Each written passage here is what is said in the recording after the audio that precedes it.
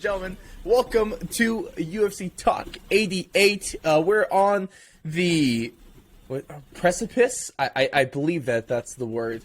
I'm going to try to be all fancy with my educational speak. Nice. This episode, apparently, I'll break out my thesaurus. But we're on the precipice. Wait, no. Actually, I think I'm stupid. Is that beginning or after? Before or after? You want me to look that up? Yeah, I think we need to real quick. We need to get started off. How do you even spell it? Precipice. A very... Yeah? Or is that not right? Precipice? That's saying a very steep rock face or cliff. I don't believe that's what I'm talking about. Yeah, that seems incorrect. You know what? We'll get to there eventually. We're on the back end of UFC 274. What was a really good night, and this is how we're going to start off this week apparently. But it was a really good night. Tons of great fights. It was only a bad night if you're one of the many people out there who are fans of Tony Ferguson. Special shout out to Chris with Unmatched MMA because. Our boy was on suicide watch for a couple hours. Luckily, he's okay. We've reached out to him. We've made contact. So everything's good in the Tony Ferguson world. But, hey, if you're a Tony fan, just watch that first 5 minutes on repeat, and essentially you're going to have one of the best years of your life. Because Tony, look back until he didn't. But, Blake, how are we feeling after a little bit of UFC 274 with a lot of action going down there? Feeling pretty good. I mean, I think that card really delivered on what everyone thought it was going to be like. I mean, we got some highlight reel KOs. We got some really good performances from certain individuals, and top to bottom, I think it was a really entertaining card, minus that one stinky fight. Yeah, that one.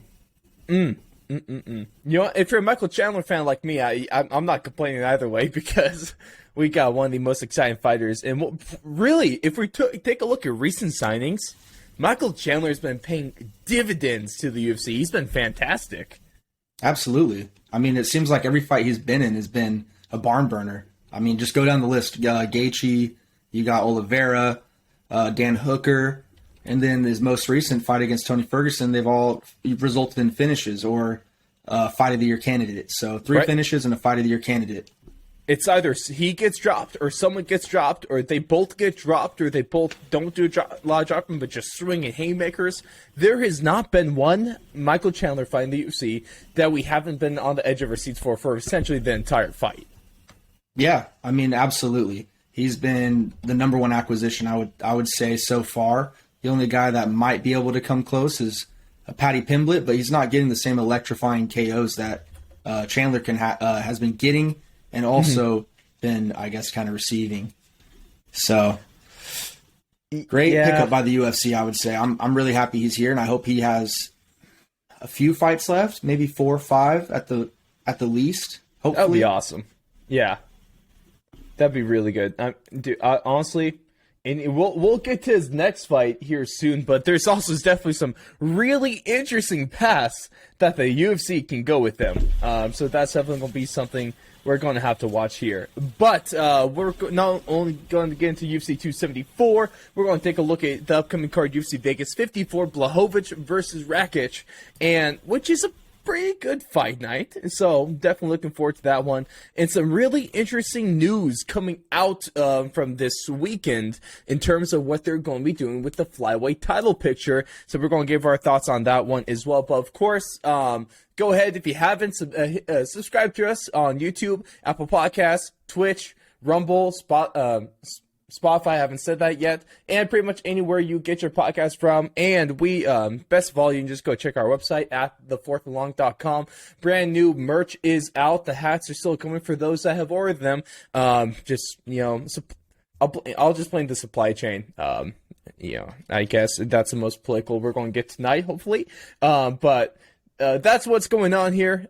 Brand new merch for footy, NFL, AFL stuff, and MMA all over there. And nothing like the Blake's I guess, motivated merchandise with the Ultimate Banger collection. That one is still there as well. But we're going to kick things off with UFC 274. And Blake, the question we need to ask is, did at least 2 of the 3 bangers hit? Because we got a bit of a, I'm not blaming you, but we got a bit of a delayed Blake's curse this week. Yeah, apparently some tacos are the reason it was tacos? this time. That's I don't know if that was just a joke, but that's what I thought I saw on Twitter. Dude, blame Blake. Someone said he went to a funky Mexican restaurant and got tacos and got food poisoning. So I know for sure the food poisoning part is true, but don't know for sure what gave it to him. But it's The super funky unfortunate, taco, bro. Yeah, but did you hear the news about how they're rescheduling that fight to June 13th, Austin? Yeah. So I'm glad they got it rebooked. Yeah, June 18th. June 18th, that's right. June 18th in Austin. So, obviously, happy they got rebooked. It's a bummer we didn't get it there. I feel bad for Joe. But we're still going to get it. Cowboys has promised us 2 more fights so we can get to fight number 50. As long as he doesn't die against Joe, like, I have no problem with him fighting 1 more. Really. Yeah. I don't know about you. No, not at all. I mean, like you said, as long as he doesn't just look awful out there. But as long as he doesn't pull like a Chuck Liddell in his last UFC fight, you know? Yeah. Bro, speaking of Chuck Liddell, that interaction between him and Tony was kind of sad. You got a drunk Chuck with a Tony just staring off, and then Chuck finished off with a pat to the back of the head as well. Not the best call on that one, but, whatever. Oh, it's so good that... Dude, just imagine the CTE rating from both of those guys at that moment. It's off the charts, probably, unfortunately. It's like a Geiger counter, with the little staticky noise you get close to radiation. Just unimaginable levels of that. I want that to be an invention. A Geiger counter for CTE. And, become a doctor. That requires me going back to school. Hey, but besides the Cowboy fight getting scrapped... Besides that, well, let's talk positives. I would say the bangers definitely hit. Absolutely. I love the Randy Brown and Chaos Williams fight. It was pretty competitive, I would say. It was really close. Yeah. And, I mean, I wouldn't say like a fight of the year candidate, obviously, but I thought it was an entertaining fight. Yeah, absolutely. And Chandler versus Ferguson. That was the first round, just incredible, very back and forth.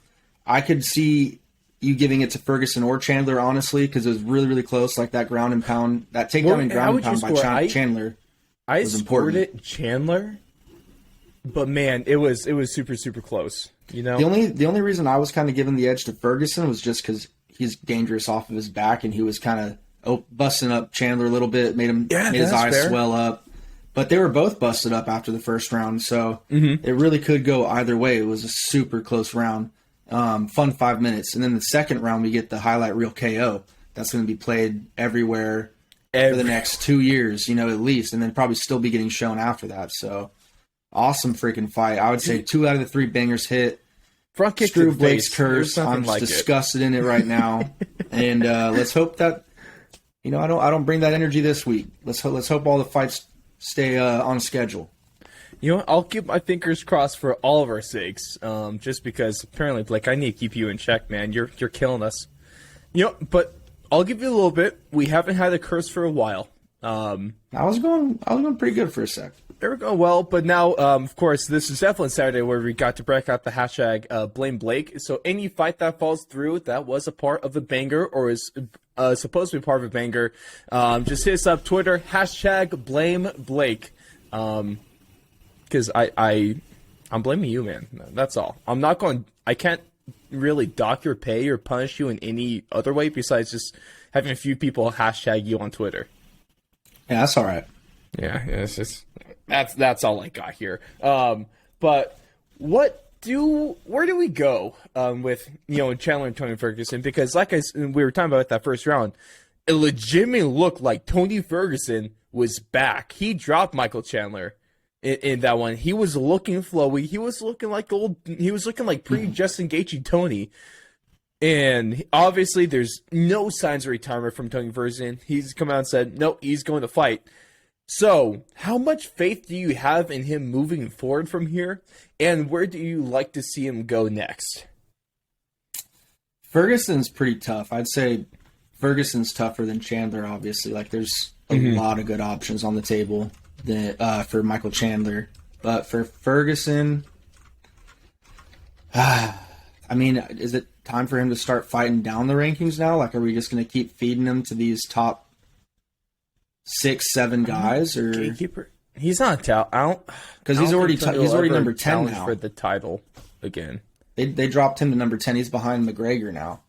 That's a fair ranking. So that's a fair ranking. Yeah. I know Hooker's coming back to the lightweight division.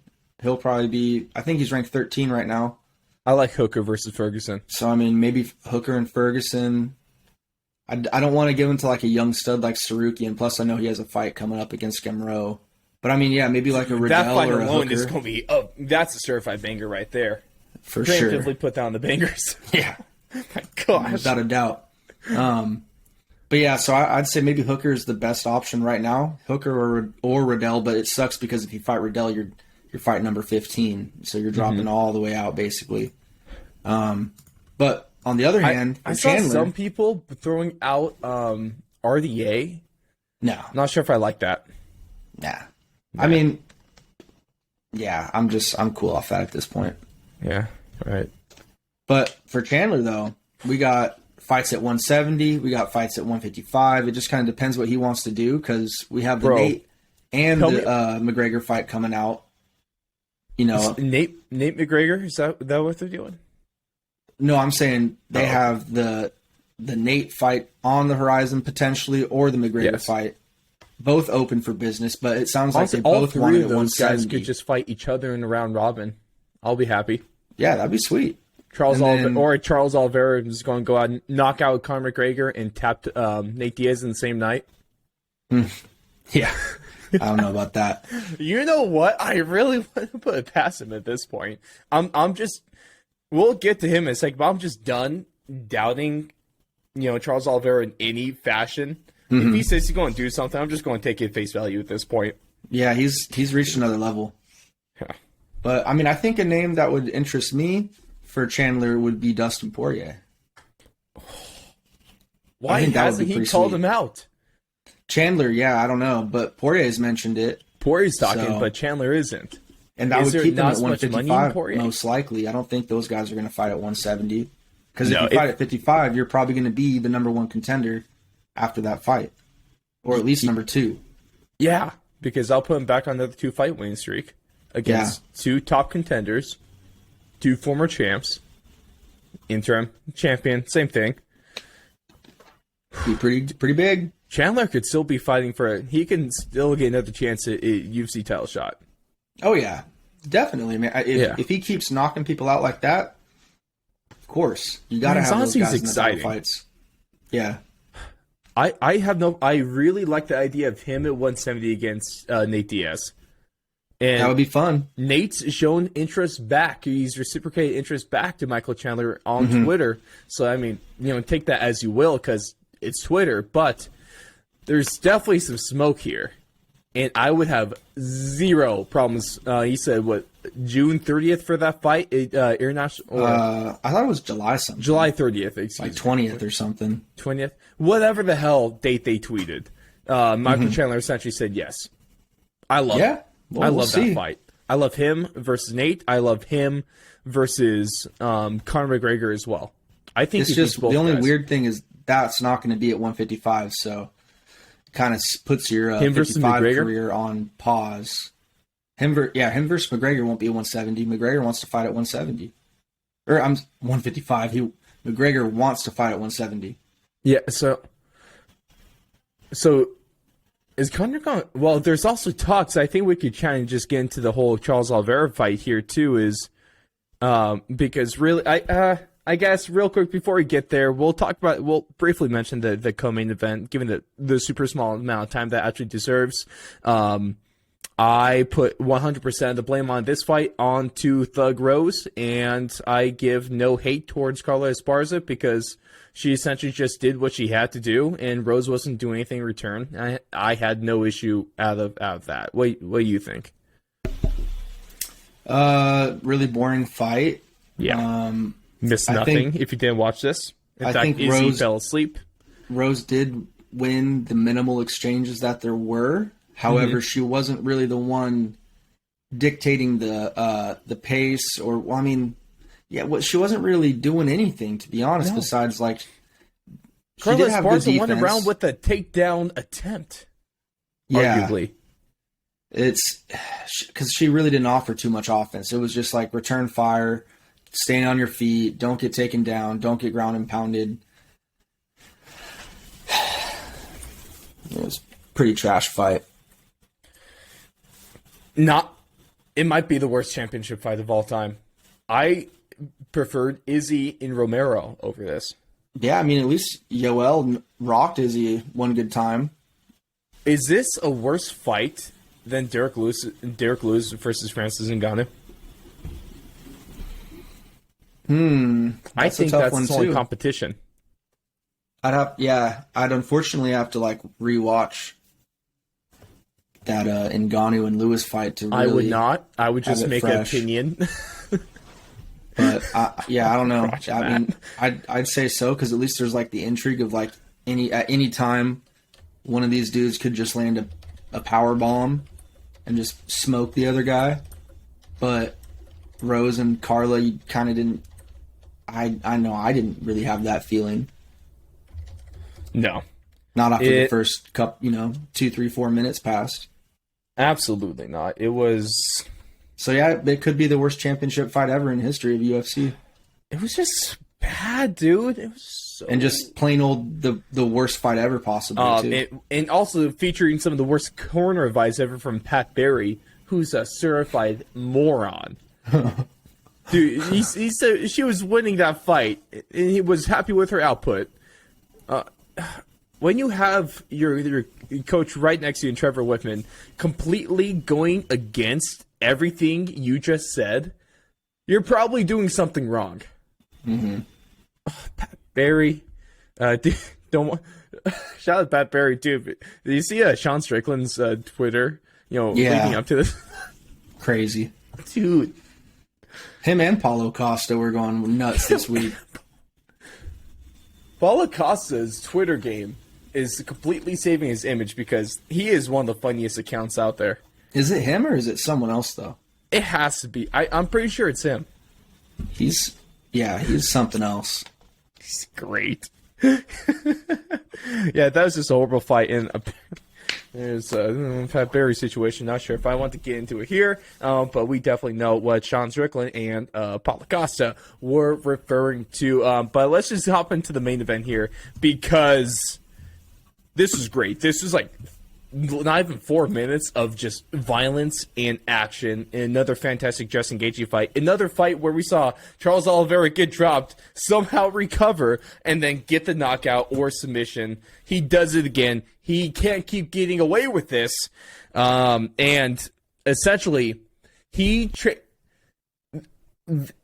this is really interesting 2 days for Charles Oliveira because I feel within the span of 48 hours, his fighter's stock and fandom was super high, went down to super low, then went all the way back up. Did you kind of notice that too? Yeah, I mean, anytime you miss weight, you're gonna receive some ridicule, and Also, the conspiracy theory following that.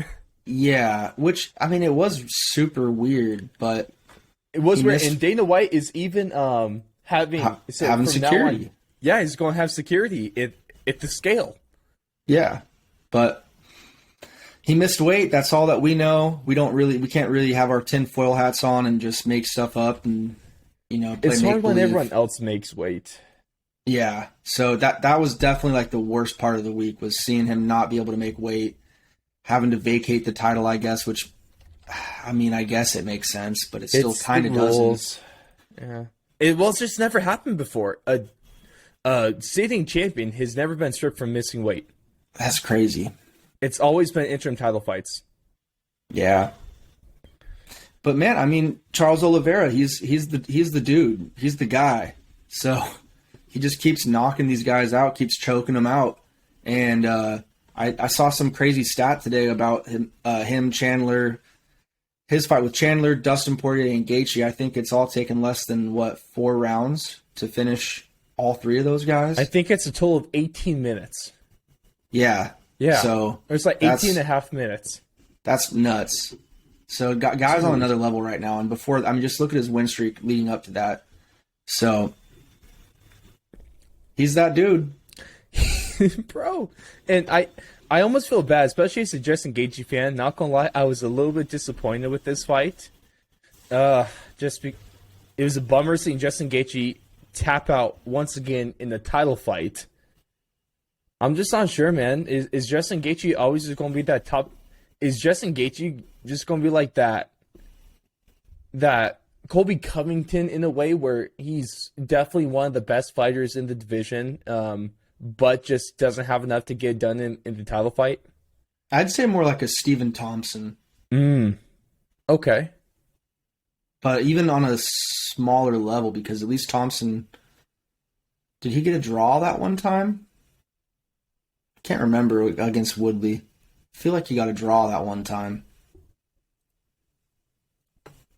You think? All right. What we're going to put our money on here?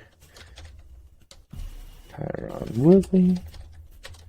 Let's use our old friend Tapology, who sucks for my work trying to do UK regional stuff because they're kind of crappy. Keep you up to date with that. Oh man. That's so tough. Just looking up his Tapology thing, just seeing 6 straight red lines. Oh. Tyron Woodley? Yeah. Yeah. Yeah, and it was a majority decision draw against Stephen Thompson. Okay. Yeah, I'm closing this Tyron Woodley page. That's too much red. Oh, damn, dude. Yeah, it's pretty gross. That's so, tragic. Yeah, I would say Gaethje would more likely be compared to a Stephen Thompson than a Colby Covington, because Colby Covington was at least in competitive fights. He was. Usman.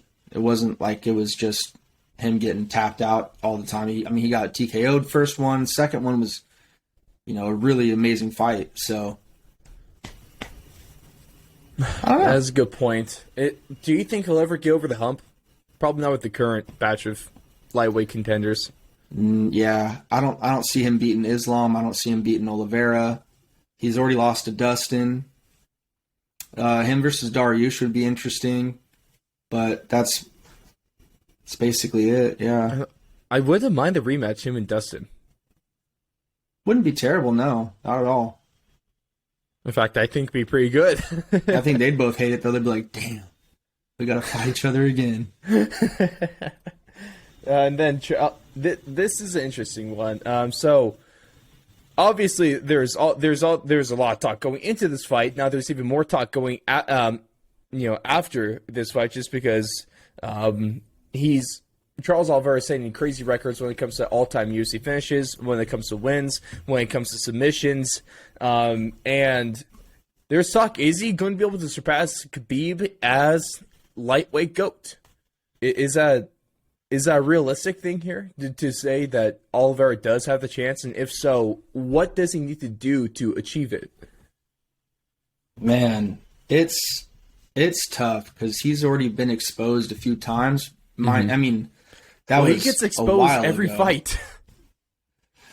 Yeah, so I really just think he has to keep winning and just keep winning and stack up all these wins. And at some point, Islam. I think people are going to just be like, yeah, he's that guy. Especially if he can fight Islam and beat Islam. I think I don't think that's the one that's going to be able to take him over Khabib's might take one GOAT more status right now, but maybe a few more. As long as he just keeps knocking out these top contenders and maybe eventually does some rematches and closes the chapter on those, then I think it's going to be undeniable at a certain point, because the guy's record is just insane right now. I mean, I think he has 33 wins now, and he's on a hell of a streak right now in the lightweight division. Was that 11 wins now in a row? I think I'd have to check. But it's 10 or 11. Off the it's top in the of my double head digits there. for sure. It's crazy what he's doing, and he definitely has an arguably better resume than Khabib does as well. In terms of opponents he's beaten, yes, yeah, he's beaten Tony. I'll try to do this math later, but I want to see the combined record of UFC opponents that Charles beaten and that Khabib is beaten. Mm-hmm. Or at least winning percentage, because you remember Khabib didn't have the strongest competition. I mean, he won his belt against Alain Quinta. No disrespect to the greatest real estate agent of all time, but Alain Quinta, lightweight champion, it just, I don't know, man. Yeah, was that for the vacant belt or for the interim? I think that was for the interim. It must have been for the vacant. Or no, it must have been for the interim because then he fought McGregor, right, for the title. It's for a championship. Because remember, didn't McGregor lose his title too? McGregor got stripped. So he didn't even. So he was challenging for the title then. Yeah. So then it must have been for vacant. Oh well, who cares? Vacant. Yeah. We get sidetracked easily. It was a title. And that's really ultimately what matters there. So, what do you think's next for Charles? Because he's called out, or he said that Islam should fight Dariush for the number one contender spot. And if he beats Dariush, he'll fight Islam. I like that move. I've been a proponent of Islam versus Dariush ever since Islam walked through. What was it? Was it Green? Yeah, against Bobby Green, right? Mm-hmm. So I've been wanting Dariush versus Makhachev because both of their resumes are a little bit. They're not super concrete, if we want to put it that way. And so a win for either guy over each other will definitely solidify them as a title contender. Islam obviously wants a title fight next. Charles Oliveira is eyeing a December fight. What do you think is going to happen here? He's also kind of like Conor McGregor as well. It just kind of sucks because what's going on with the Dariush injury right now? Do we know anything about that? I think he has a couple more months. Yeah, I mean, I'd like that fight to happen beforehand because, I mean, I think there should be enough time, but another thing that sucks if you do in August, if you do Dariush versus Islam, main event of the fight night, August. But if he's not even recovered yet, how is he going to train for an August fight? That's 3 months away, less than 3 months away. Oh, yeah, that's a good point. So it's just kind of hard to see that happening. The most likely scenario, unfortunately, that I see happening is Makhachev versus Oliveira next. Unless someone steps up and calls out Makhachev, like if a Poirier or Chandler. So Beneil is aiming for a summer return. Okay. Beneil is? Okay, this is as of March 2nd by our boy Brett Okamoto, the GOAT, when it comes to MMA reporting. So he's avoiding surgery, and as of March 2nd, he should be able to return to action this summer. Cool. I like it. Yeah. So hopefully they get that fight down in the summer or so, and like I say, it could be late August or it could be later summer in August. Oliveira, most likely. And in the meantime, it doesn't seem like, based on Charles is wanting to wait till December for whatever his reason is, but he's a champ. Sorry, he's not technically the champion, but he's the people's champion. So he can do what he wants. He's kind of earned that point. I like the contender fight first. Honestly, the more I think about it, the less I hate him fighting Conor McGregor. I feel horrible for saying that. But it's just how it's going to happen. I don't think Conor's going to come down to 55. I don't think Conor can Conor even make weight anymore for 155. Not sure, but he would lose a lot of, I think, what he's been working on to be ready to go at 170 if he did that. So I don't know if that's something that he's interested in doing. But would Conor McGregor turn down the title shot? No. He's Conor McGregor, so I guess he can. It would make it pretty interesting in lightweight, but I don't really see that happening. Plus, Dana always is saying Conor's not even back fully training yet. Mm-hmm. I mean, it looks like he is to me from his Instagram posts and all that, but who really knows what his timetable is? I just don't see that happening right now. Mm-hmm. I think most likely he's going to get a big money fight at 170 and then try and work his way up to a fight with Usman. And Nate I think that's just people trying to create a stir. Yeah. I guess. If we're talking contender fight, who would Conor fight first? Would The it most have to be logical Nate? fight is the trilogy, dude. Like, Yeah. Nate versus Conor But is the most Nate logical has one fight. contract left.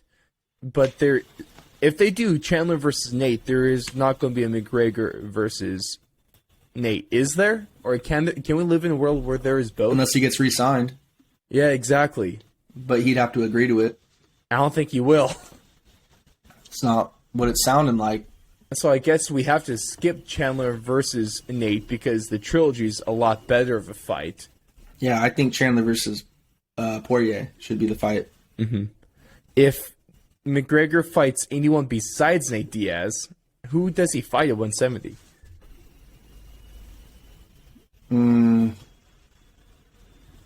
Like, who else could get him to a title shot after one fight, but also not be a huge risk to lose? That's like the big question, right? Yeah. The only guy that I'd possibly see him being interested in fighting is Jorge. maybe a Gilbert Burns.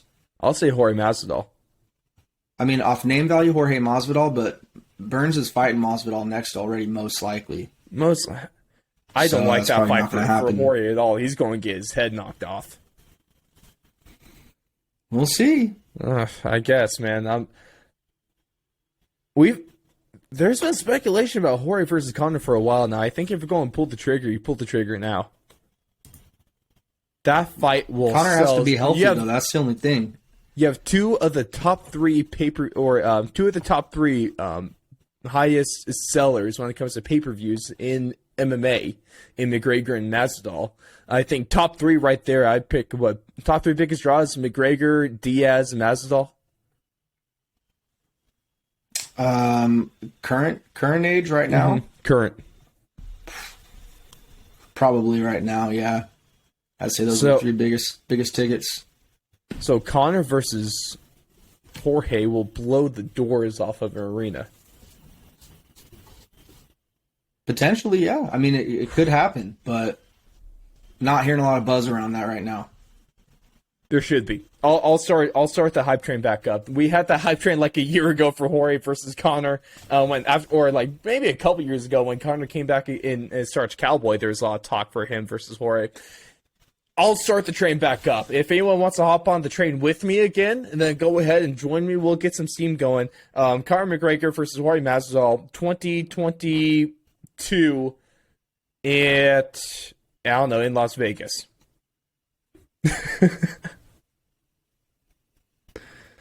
Or, hell, Miami. Put it in Miami.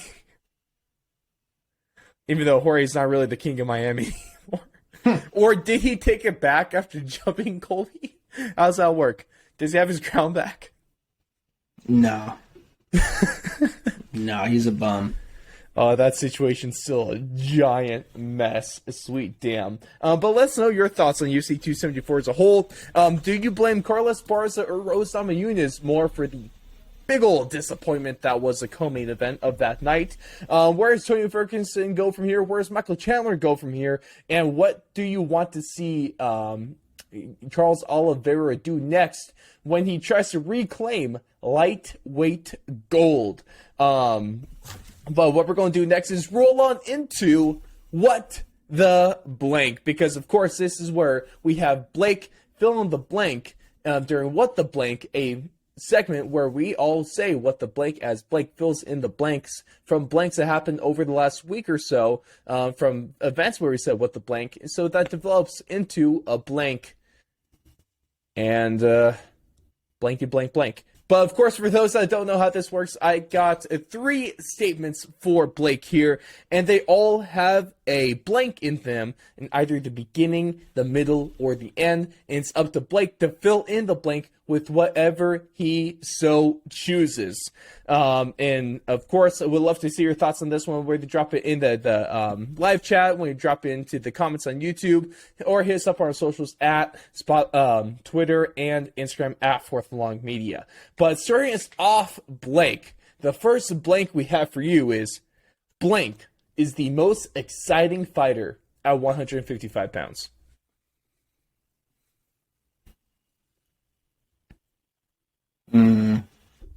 It used to be Gaethje, I think. Now I'm kind of leaning towards Chandler. Yeah? Because even when he loses, he's losing in pretty impressive fashion. So I'd say probably my vote right now is for Chandler. It's probably between Chandler and Charles Oliveira right now, huh? If we had to put a top two. Yeah.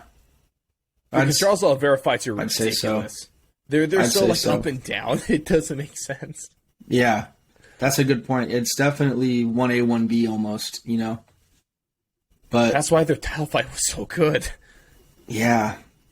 You could really have an argument for putting Charles over Chandler. You absolutely can. So, definitely one of those guys. Does winning make you more exciting? I guess that's a personal preference, huh?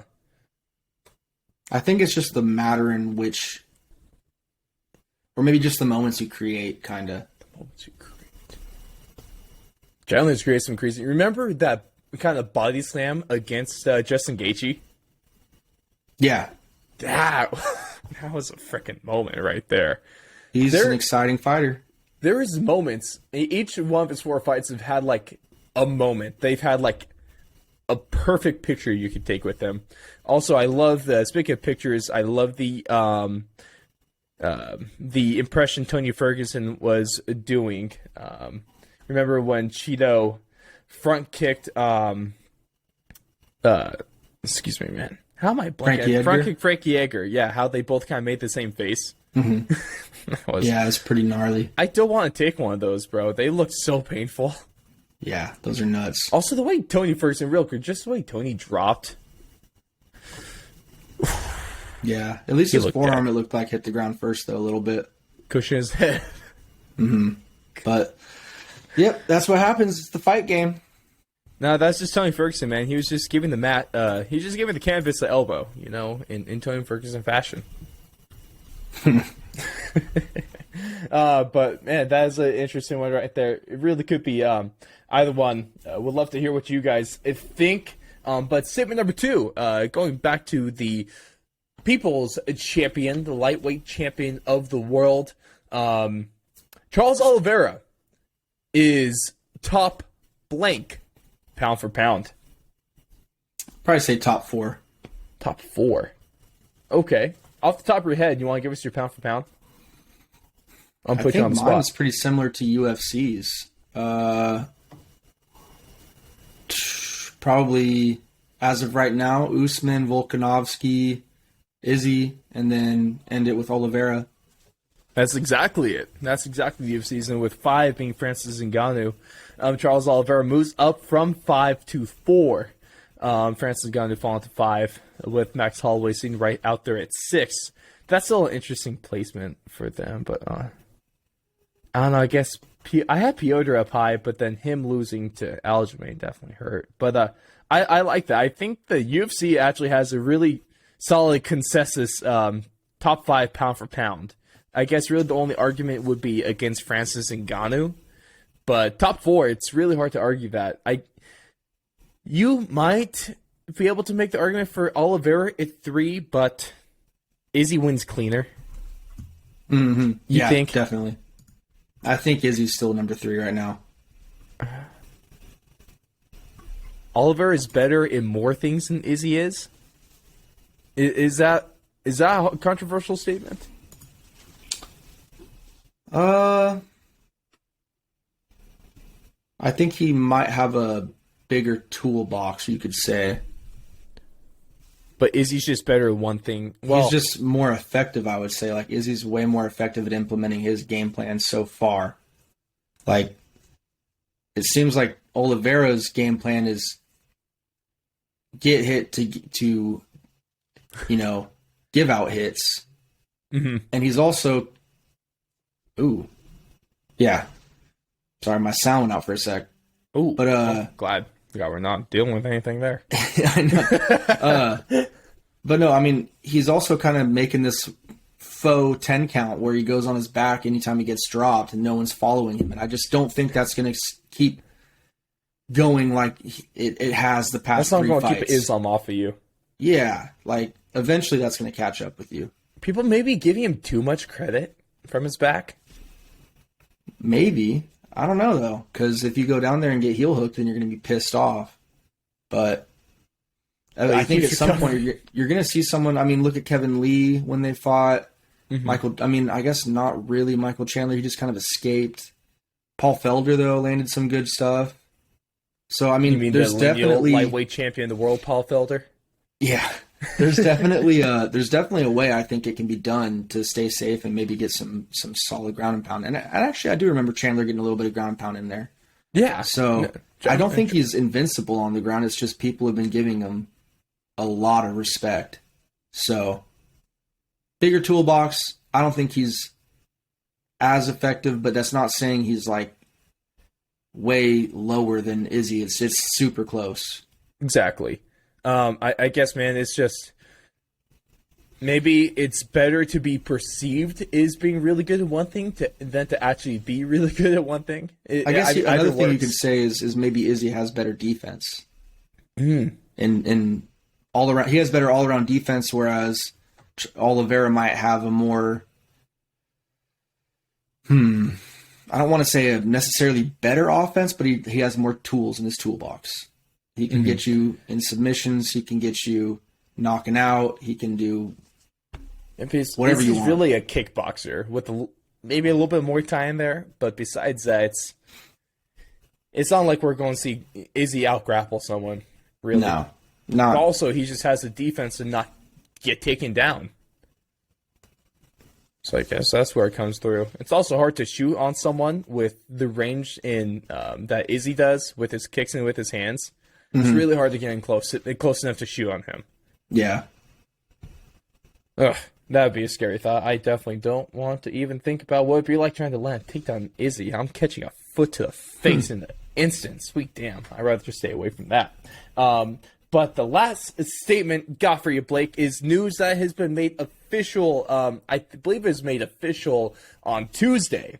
And that is we got some stuff going on in the flyweight division. We know our thoughts on this kind of issue with the championships, but I guess we'll get into it. Statement number 3. Kai Kara-France versus Brandon Moreno for the interim flyweight championship is blank. Interesting. I'm a fan, but I guess it's because Figueiredo got injured, right? His hand or something to deal with that. Yeah, but he said he said he'll be able to fight later this year. Yeah, so I mean, I think this fight will just either solidify. Well, really, it'll solidify both of those guys getting the next shot. You know, because if Kai Kara-France wins, then he's clearly the next contender.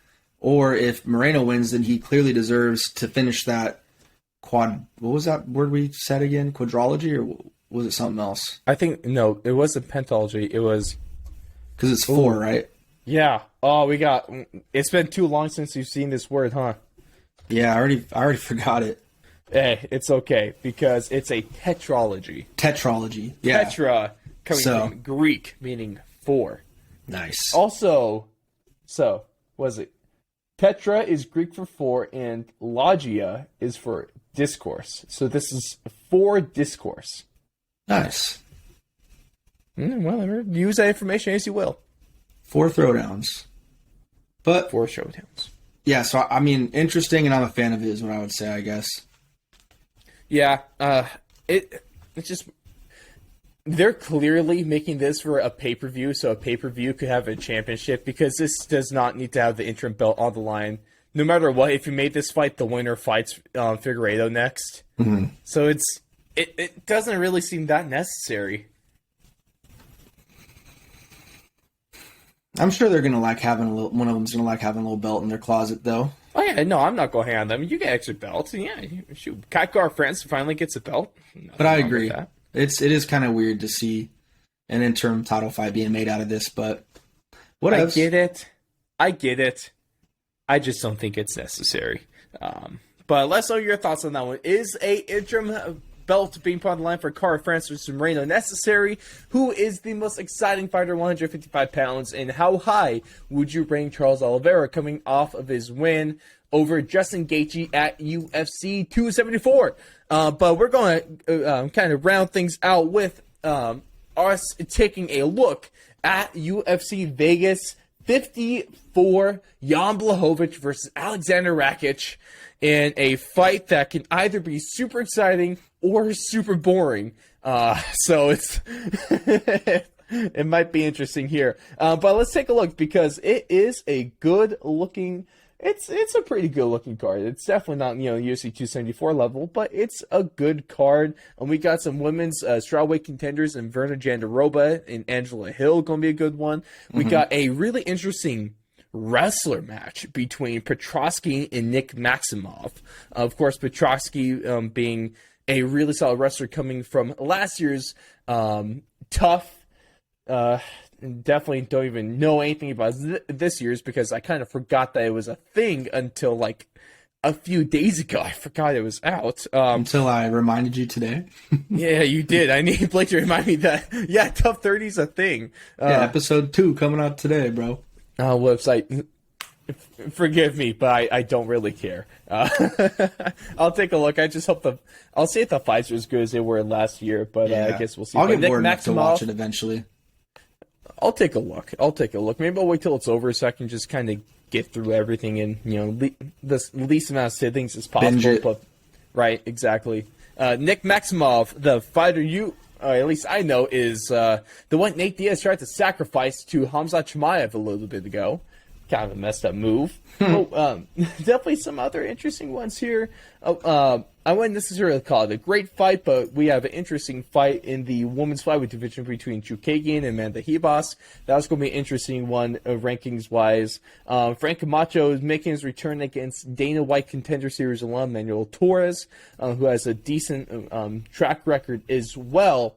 But before we get to our predictions for the main event of the evening, Blake, it's time. Don't curse us, but just bless us with some fantastic fights. What we got? What we got on deck for the bangers? All right, we got Michael Johnson versus Alan Patrick coming up first on the prelims. So that is going to be a good one, hopefully. Michael Johnson has some dynamite in his hands. We got for the second banger, we're going to do Davey Grant versus Luis Smoka.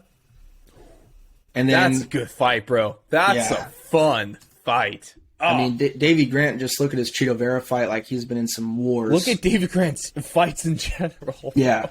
Even Luis Smoka has some violent fights.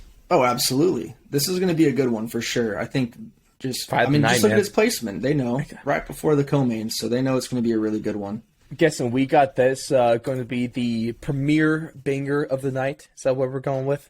We're going to go with the crazy-ass Ion Kutelaba, is that how you say his name? Ion? Something like that. Ion Kutelaba versus Ryan Spann. I think someone's getting sparked in this fight. Is this going to be your premier banger? I think so, yeah. Think so? Yeah. I love my light heavyweights. I just hope it lives up to it, like I don't want to see them go in there and be, tentative or anything like that. I want to see them go in there and throw down. Has to be better in co-main than what we got last week. If it's not, then I'm really going to be upset. Might just have to retire from the bangers. Or or maybe not retire, but put Ryan Spann, Ion Kutelaba in just blacklist. No more bangers ever again. They'll be exiled. I think Thug and Esparza have been exiled from the bangers. Pains me to say, but it might be truth. And we'll just remember for that Austin fight not to include Cowboy and Big Joe there. Yeah, unfortunately. Hopefully they got some other good fights on that card. It sounds like it's going to be a good card. I mean, dude, Emmett and Cater, that's a good-ass fight. Is that the main event for that? That's the main. Damn. Someone's probably getting knocked out. Yeah. Hopefully it's our boy Josh Emmett. Shout out Team Alpha Male. Shout out Josh Emmett. I got it's nothing be a against tough test. Got nothing against Calvin Gator, but hey, as long as Josh can land that overhand right, anything could happen. Yeah. No kidding. Just ask Michael Johnson. Yeah, no kidding. Oh my god. Ricardo Lamas, the list goes on and on. Well, he actually he probably landed a couple times against Shane Burgos. What didn't he land in that fight? Yeah. Yeah, and then even his return against his return fight that he had. Dan Ige? Early against Dan Ige. First punch he threw was an overhand right that rattled Dan Ige. Yeah, Bro. That's a weapon. It's ridiculous. All right, so hopefully we can use that. But back to the main event for our card here: Jan Blachowicz versus Alexander Rakitch. This is going to be an interesting one of two of the top light heavyweight contenders. Alexander Rakitch putting together a pretty nice winning streak. Of course, his fights haven't necessarily been the most entertaining, but he has been winning in good fashion.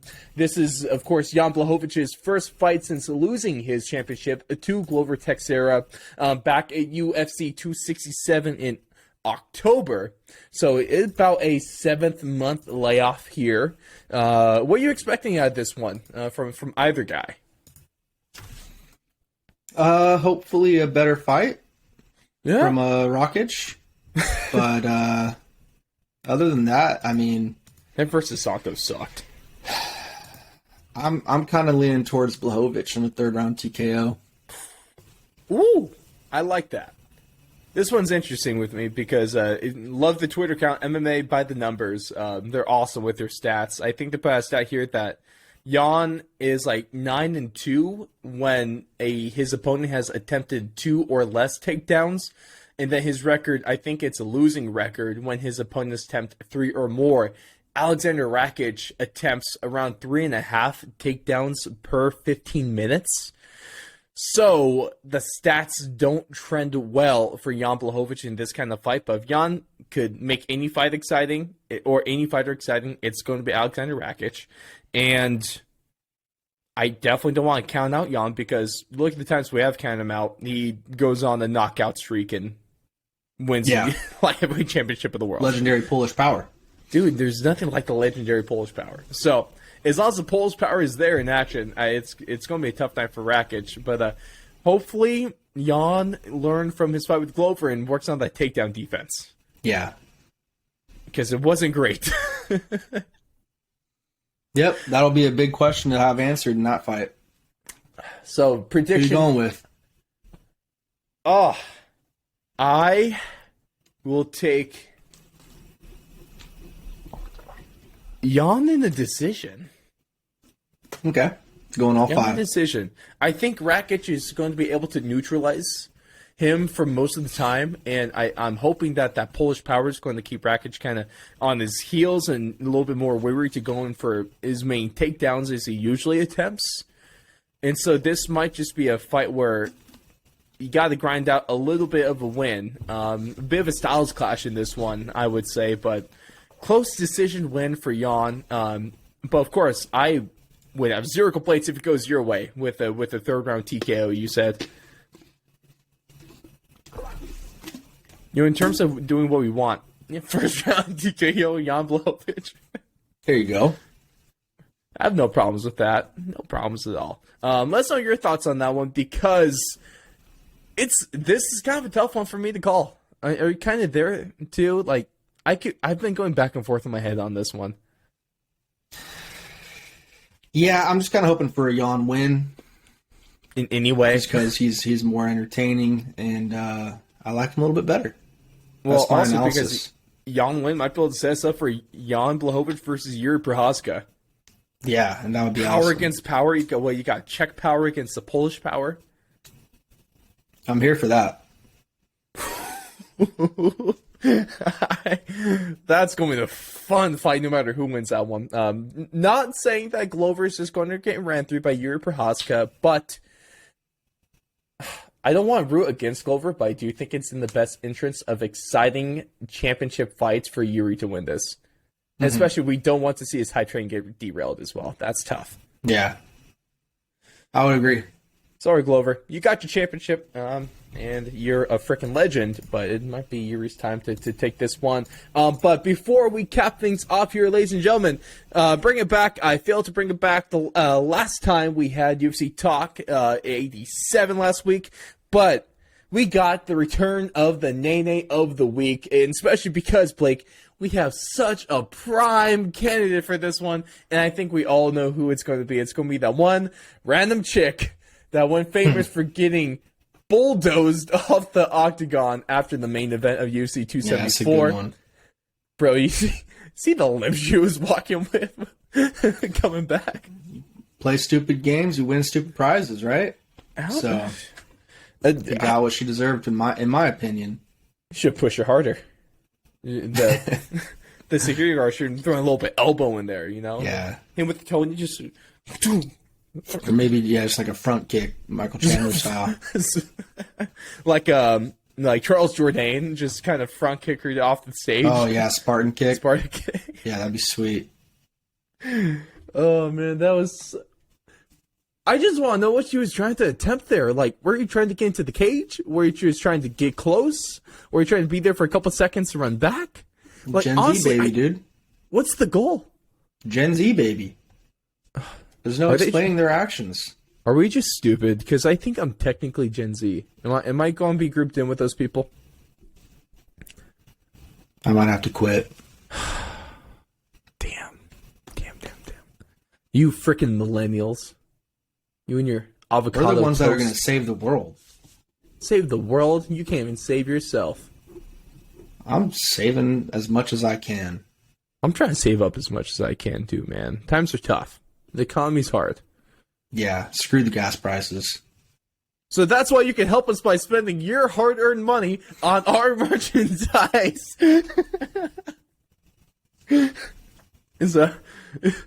Don't drive for a week. Yep. I don't know, man. I don't know. Solid advice. I'm not greedy, but I want your money. I respect your honesty. I'm sure the viewers do as well. I'm not hiding anything from that. I haven't hid anything from you guys for a while now. Like, I've always been transparent. Why I want you to buy my stuff is because I want money. Why do you think I want you to listen to ads and check out the website at booksforathletes.com?